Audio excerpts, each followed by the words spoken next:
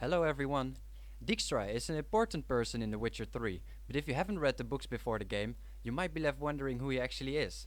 In this video I will do my best to explain who he is and what his role was in the books before the game, so if you want to understand the story of Wild Hunt better, or if you are just interested in Dijkstra's lore, then sit back, grab a soda, and enjoy this video. But first, some quick things before I begin. There will definitely be book spoilers and you will see the first cutscene of him from the game. And this video is mainly commentary, so if you would prefer to listen instead of watching the video, then that's completely possible, although it has some informative images that will support you with the understanding. And at last, though I really hate to admit it, this video will not include every single thing about him from the books, because not everything that is written in the books is mentioned online, and since not every book is translated, I can't help that. Now let's finally hop right into the video. In order to have a better comprehension about Dijkstra's role in the series, we must first talk about the Empire of Nilfgaard, the northern provinces, the war between them, better known as the Second Nilfgaard-Nordling War, and how the war was started. Let's start with Nilfgaard. Nilfgaard is the most powerful empire in the Witcher universe, with Emhyr var Emrys as its emperor.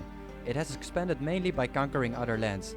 As you may have guessed, Nilfgaard has also started the war with the northern provinces with the Elves, or Scoia'taels, Sintrun and Verden as allies.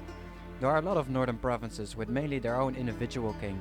The most important provinces story-wise are Redenia, Temeria, Kovir and Skellige. So how did the war start? Well, it mainly started at the reunion of mages at the island of Tannet. Dijkstra was here too and met Geralt for the first time, though they already knew each other's name. It was because of his help that the restraining of the Nilfgaardian mages led by Vilgefortz was possible. The Nilfgaardians were planning to kill the northern mages. Holding them off went well until Yennefer and Ciri revealed that King Vizimir was assassinated, which made the sorceress Tissaia go berserk and remove the anti-magic barrier that was used to nullify the magic on the island. A bloodbath occurred, and this, together with the assassination of Vizimir, started the Second Nilfgaard-Nordling War. It was also during this event that Geralt breaks Dijkstra's leg. I will not go into detail about why this happened because I want to stay at the main subject. So now that we know some political basics, we can continue with Dijkstra. As seen in Wild Hunt, Dijkstra is the head of the Secret Service of Redenia, one of the best intelligence agencies next to the one of Nilfgaard and Kovir.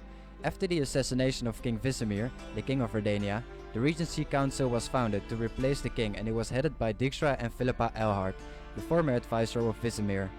Dijkstra was then considered to be the most powerful man in Redenia.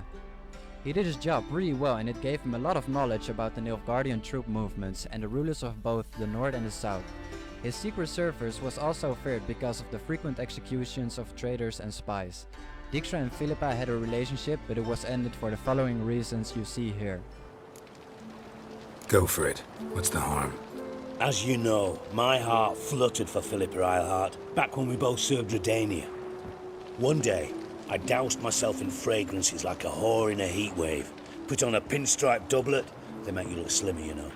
And I went to her, told her, Philippa, we've so much in common, and so on. You know what she said? Pinstripes hadn't slimmed you down enough? No. She said she preferred women. So I drank myself stupid and went out whoring. There a moral in that story from me? No. An instruction. Just do what I did.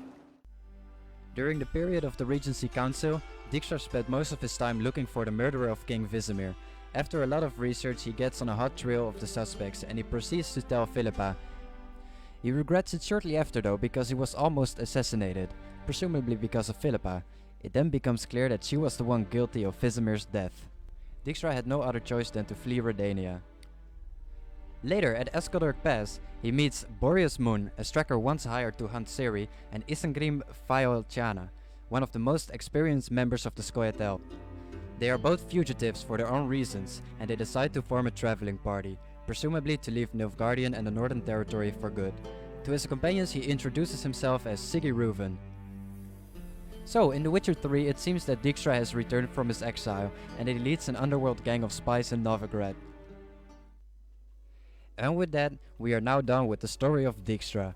I am well aware that there may be information missing, and because of that, I ask you politely to enlighten me with what I have missed in the story. I hope that I have answered all the questions that you had before this video, and if not, feel free to ask. Please don't forget to leave a like if you have enjoyed this video, and if you want more you can subscribe. My name is Glassy Owl, and I hope you have an awesome day.